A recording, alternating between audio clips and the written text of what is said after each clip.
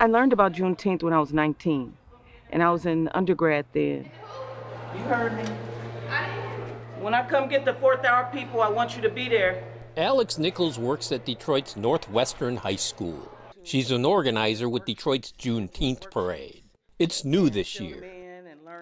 I knew it was something I wanted to keep celebrating, but I moved around a lot.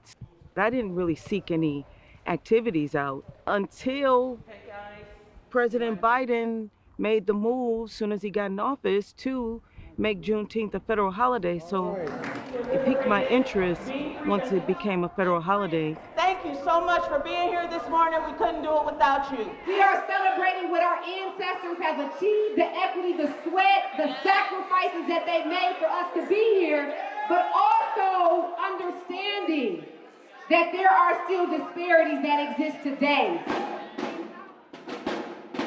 Detroit loves a parade, Thanksgiving, St. Patrick's Day, traditions. Perhaps now it's time to include Juneteenth. I just knew parades coming up in my life, and this was something I thought I may endeavor to recreate because of how much joy it brought me in my youth and knowing that the community comes out to support.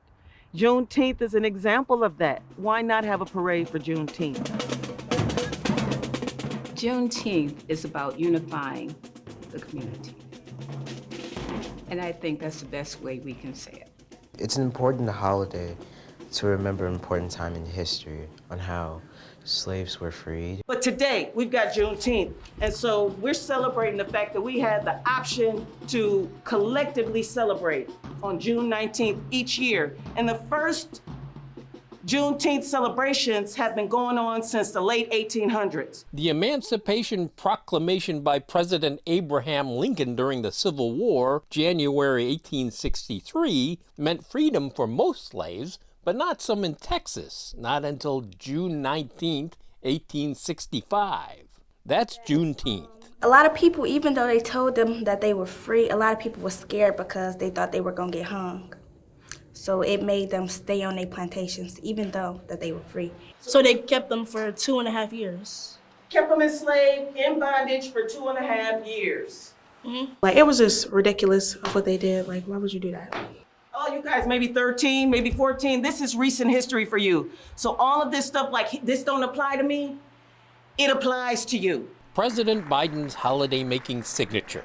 History, something so many of us didn't know. History some worry may be skipped over, forgotten in some schools. It's much more important now that we're having this. This is something that we need to carry on, and they need to be educated so that they could take this mantle and move forward with when the time comes. It may not be right here, but it'll be wherever they are. All hands should be up.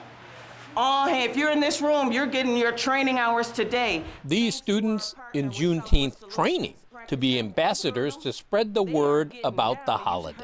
They learn about history, and also they learn about being in the community, giving back to the community, volunteering. Juneteenth for them, a paid position of sorts, Southwest Solutions providing guidance as they enter the workplace. Anything you want to do, we are here to help with that career. What do we want? What do we want? Now! The parade east down West Grand Boulevard, then north on Rosa Parks. About a mile. Northwestern and Central High School representatives walking together, commemorating a summer holiday. There's food and fun, but for students, the mission is to make this day different. They're aware of July 4th, Independence Day, but from a historical standpoint, Juneteenth has not been taught. And so this was our opportunity to teach them the meaning behind Juneteenth, but also an opportunity for them to come into the community and celebrate one another. It's becoming more than just a cookout. It's more than just sit around and laugh and joke. It's an opportunity to begin a conversation so people can learn about themselves and the people that built this country. In my journey and learning about Juneteenth, I learned that Buffalo, the city of New York, they're going on their like 40th year of a Juneteenth celebration. So I started reading about why they do it and why it's continued to be such a strong program. It's because of the programming that they offer. In Buffalo, Juneteenth is really big. Mayor Byron Brown and New York Governor Kathy Hochul in their parade. Milwaukee, Philadelphia, Galveston, Texas. Juneteenth programs big there, too. Detroit's parade planners are thinking ahead. Next year, I want to talk about the Crown Act. and how African Americans have been discriminated against for wearing their natural hair to work. And this is a part of Juneteenth. It's about a part of the Juneteenth training. The Crown Act, more recent history, signed into law this month by Michigan's governor. That you can be accepted as you are, for who you are, and enjoying the same freedoms as all folks. Thanks to Juneteenth, maybe this is an opportunity to begin for these students to not only just watch TikTok for the fun stuff, but also begin to pay attention to things that will affect them in the future. And so hopefully they'll be prepared. And I'm going to use it, and I have been using as an opportunity to guide our students to look within so they can determine who they actually are, which takes a lot of work, and but you can do it in a celebratory way. It can be done, but just a cookout isn't enough. Thank you for the red, the black, and the green. Did I mention we are free? Free to change your mind, free to go almost anywhere, anytime. You are free to break the chains. I'm not sure you understand. The war is over. Happy Juneteenth. I love y'all. Thank you so much.